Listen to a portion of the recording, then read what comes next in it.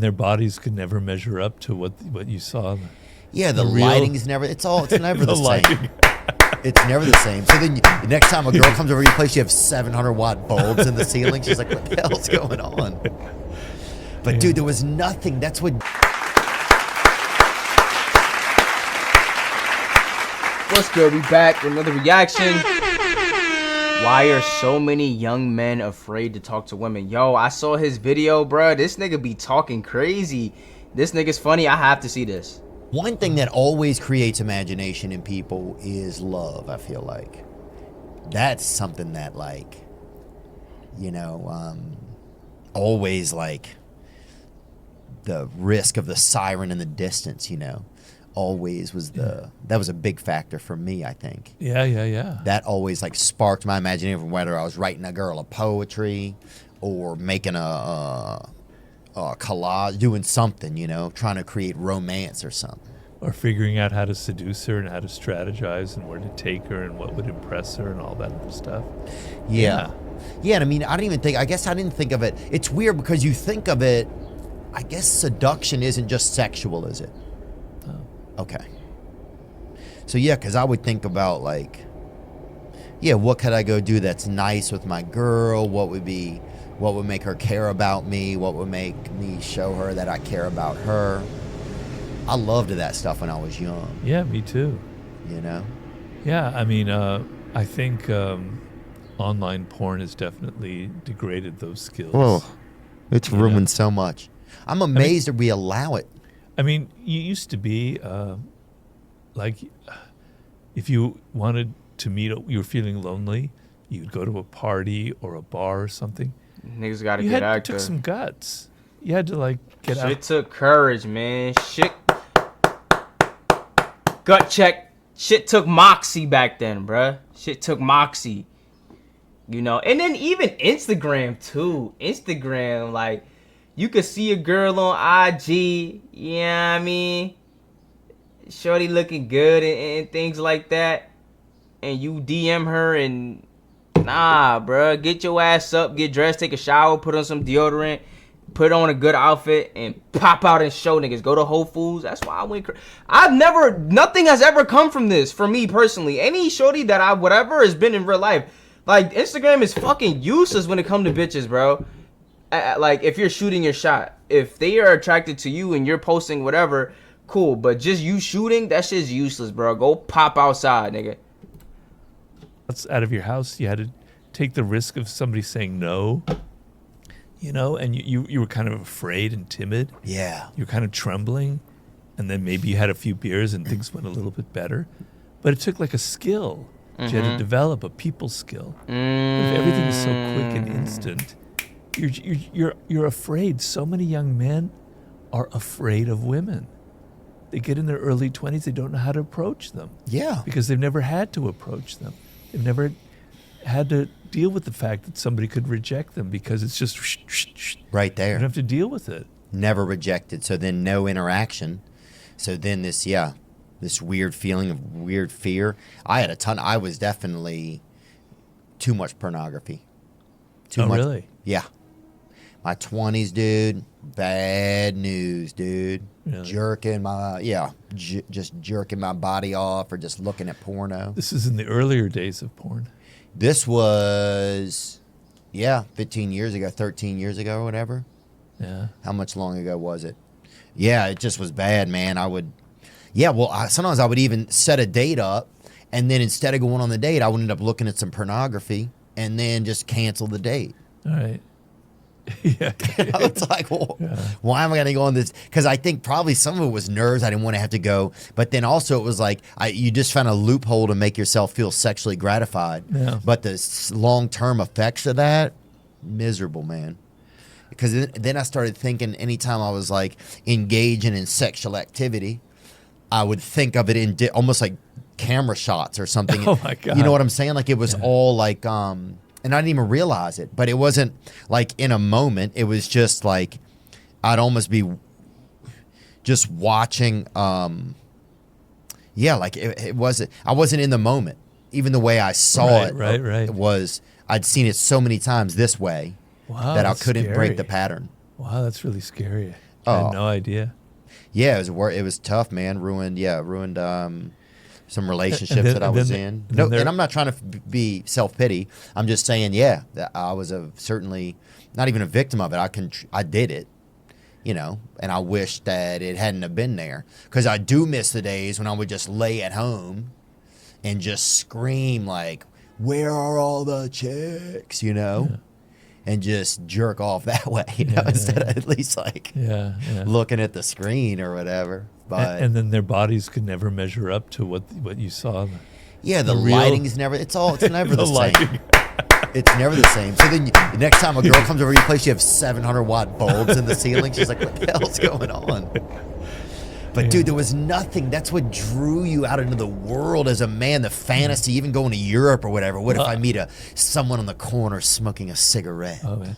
I remember when I worked in this hotel in Paris, I was 21. Mm-hmm. It was the hotel where all of the models would stay. Amen. Wow, dude. Oh, my God. It I was, show you Hide under a right. bed it in was there. like paradise. I died and got to heaven. And there was this guy who kept showing up at the hotel. His name was Eduardo. He was this tall Brazilian man. Mm-hmm. This is kind of where the art of seduction came from. I would watch this guy. He was so smooth. He had every skill in the book. Wow. He was so relaxed that when women were around him, they just melted, right?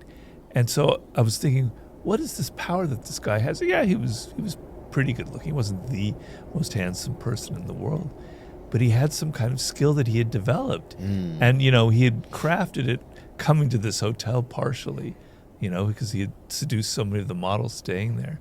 But I was thinking, what is it about him? And I was kind of fascinated by him. And I became friends with him briefly.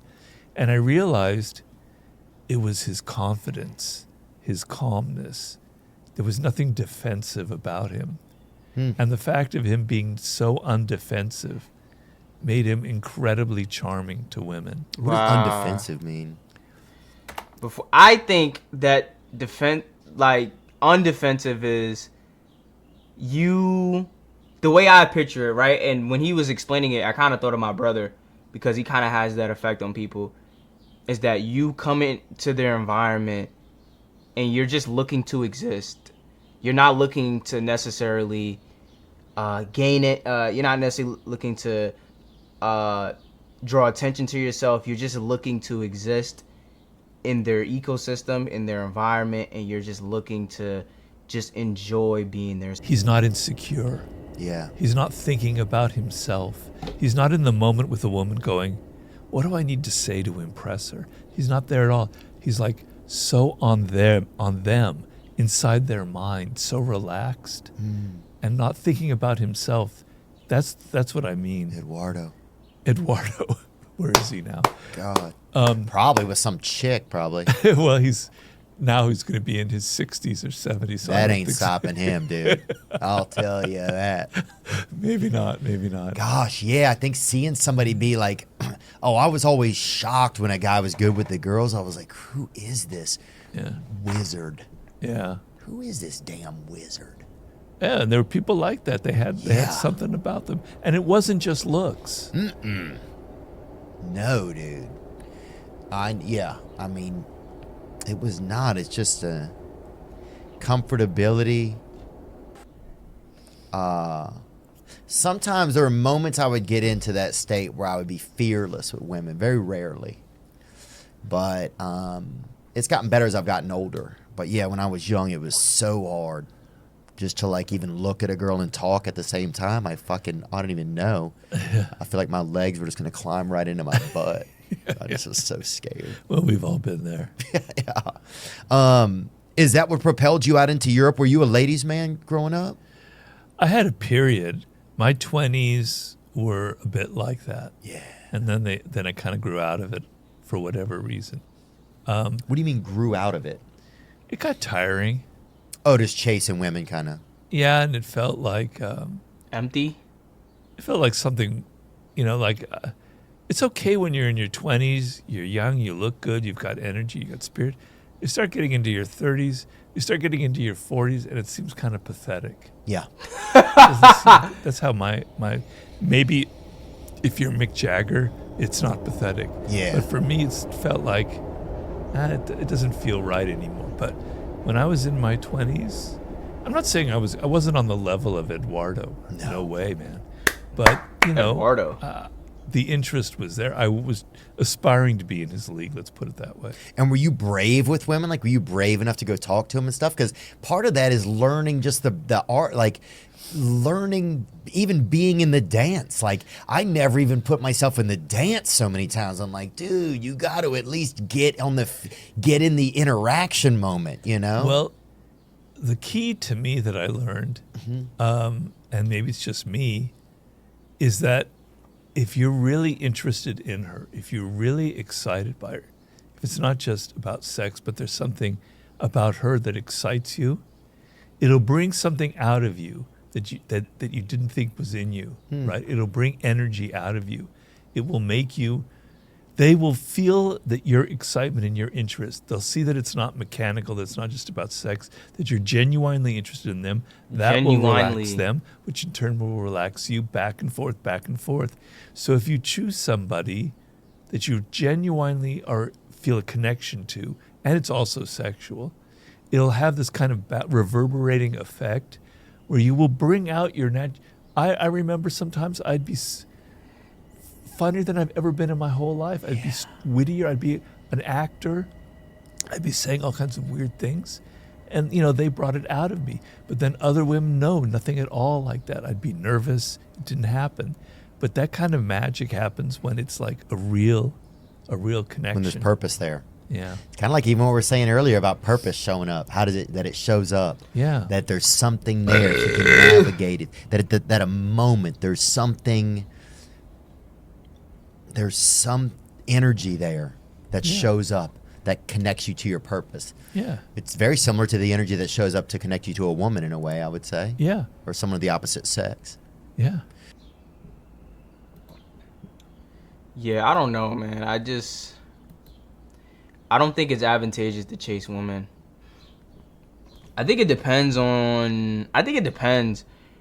Like, if you really want success with women, I don't think it's advantageous to chase women.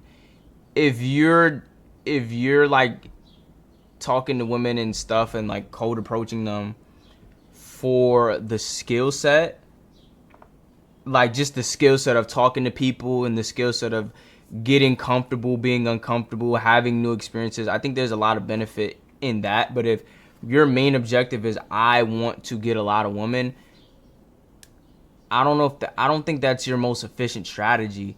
Like, it's gonna get you if you put in a certain amount of time, you're gonna get an X amount of result. But I don't think it's the most advantageous amount of time. Like, if you could spend 20 hours, like, Kobe Bryant said that, somebody said it. I always say Kobe said it. I don't think Kobe said it first. Kobe said if you had 6 hours to chop down a tree, I would spend the first 4 hours. I think it was George Washington. I would spend the first 4 hours sharpening the axe. And so I think just going out and spending majority of your time chasing women is the equivalent of just getting a dull axe and just hitting anywhere, and eventually the tree will come down. But I think that the approach that what you should take is, we watch these videos of niggas like Duke or niggas in the field who have money, have success, have clout, or whatever the situation is, take care of their skin. Maybe, I don't know if niggas working out, but if you need to work out. And those type of guys have an abundance of women. But it started with them putting all their time, energy, and focus into themselves first. And now they not only do they have an abundance of women, they have an abundance of quality women, that they could, I guess, sleep with or whatever they want to do, versus you spending all that time chasing women. Like, I think it's a good thing for a skill set, to be uncomfortable. I think it's good to do in pockets, kind